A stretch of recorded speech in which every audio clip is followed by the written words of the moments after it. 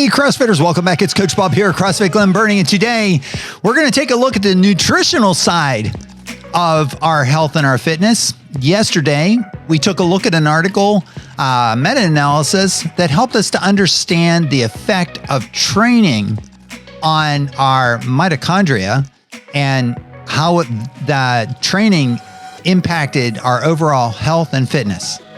Today, we're going to take a look at the nutritional aspect. Now, we know that inactivity can lead to a lot of unhealthy outcomes, and being active and working out can help benefit our health and our fitness and move the needle forward. We're going to take a look at an article today that's going to help us to maybe get some hints as to the nutritional impact on our overall health and fitness. And so for that, we're going to do a review of an article that was published in 2020. So come with me and we're going to jump right in and walk through it together. So what I've got here is an article that was published in 2020. It was published so fairly recently. It was in the Journal of the International Society of Sports Nutrition. And so what they were looking at, the title is Supplement with Whey Protein Hydrolysate in contrast to carbohydrates supports mitochondrial adaptations in trained runners. What does that mean? So the background, protein supplementation has been suggested to augment endurance training. Okay, so this is good. Hey, runners out there, you want to get better. We're thinking about, supplementing with protein by increasing the mixed muscle and myofibrillar protein synthesis, building muscle and lean body mass. However, what about the potential beneficial effects on the mitochondrial adaptations?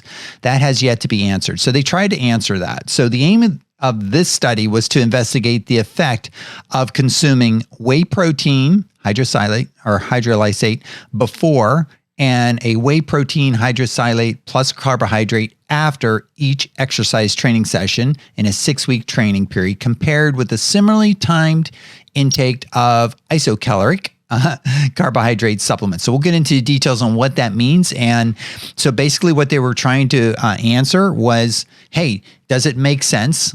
We see some benefits on lean body mass with supplementing with some whey protein. What if, we looked at the mitochondrial health? And yesterday, when we looked at the training effect on the mitochondria, we saw there were two adaptations that we recognize as being beneficial. The first one was increased volume of your mitochondria. So we just have more of them or larger mitochondria, doing the work. And so that was good and helped with our overall creation of energy for working muscles.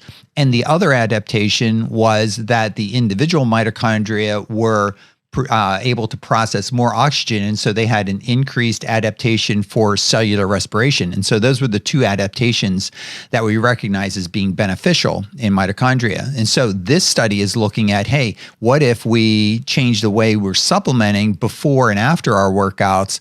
Does that help us in the same way, right? So that's what we're going to take a look at. Let's put that away. And so the method that they have here was that they had 24 runners and they completed a 6-week block of a randomized control intervention. Subjects are randomly assigned and matched in pairs of gender and age. And you had two groups. The protein carbohydrate group drank a protein beverage before and a protein carbohydrate beverage after each exercise session. And the carbohydrate group just drank a carbohydrate beverage before and after. Okay. They were testing the muscles, and they were able to get samples before and after this intervention and analyze them for mitochondrial specific enzyme activity and a bunch of other things, and mitochondrial protein content. And the subjects also completed a 6K time trial. Keep in mind that these were elite runners, so they were already pretty highly trained, and a VO2 max test. So we're going to look at the results. So here are the results that they found.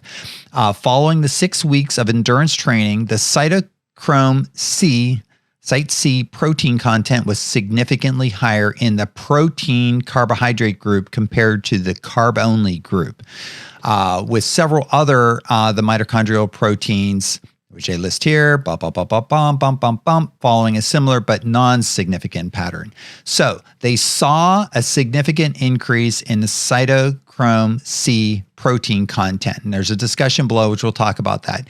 But this matches up with the effect we saw in training induced, where we increased the volume of exercise, right? So the subjects were who increased their amount of training that they did saw an increase in the total volume of mitochondria, or the cytochrome C protein content was significantly higher, right? So that matches up with this group, where just by supplementing with protein and carbohydrates after their workout and protein before their workout, they actually saw an increase in the same kind of thing, the cytochrome C protein content.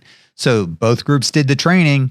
One group, the group that had the protein, actually increased in this. Everything else was pretty much comparable across and everything else that they measured. Okay, so that's the basic results. There's some nice discussion in here.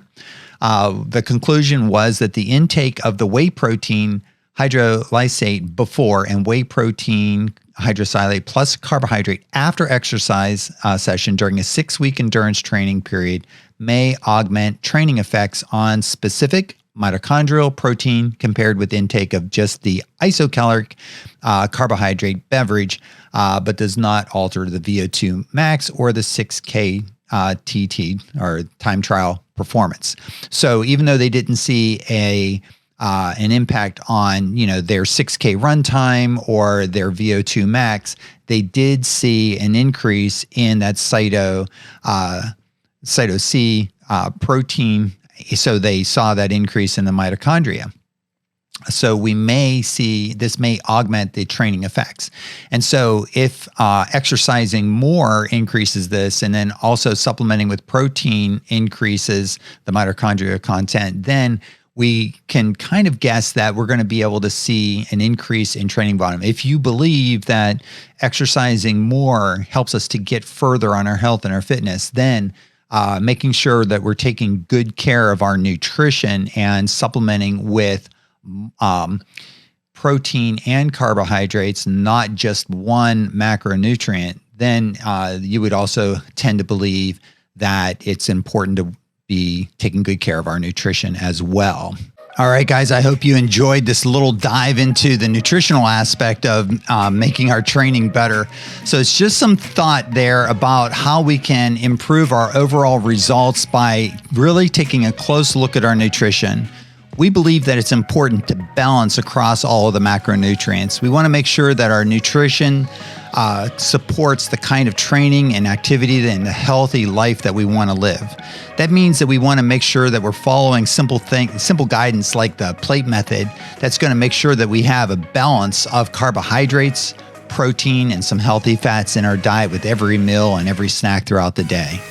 Also, we know, and we've encouraged people to make sure that you're having a little something before you work out, and that after you work out, it's a good idea to maybe combine that protein with a little bit of carbohydrates, something like a good fuel for fire or something like that, just to feed those hungry muscles. Thank you guys so much for thank you so much for checking in today and hanging with me. Take care. Looking forward to 2022. Peace.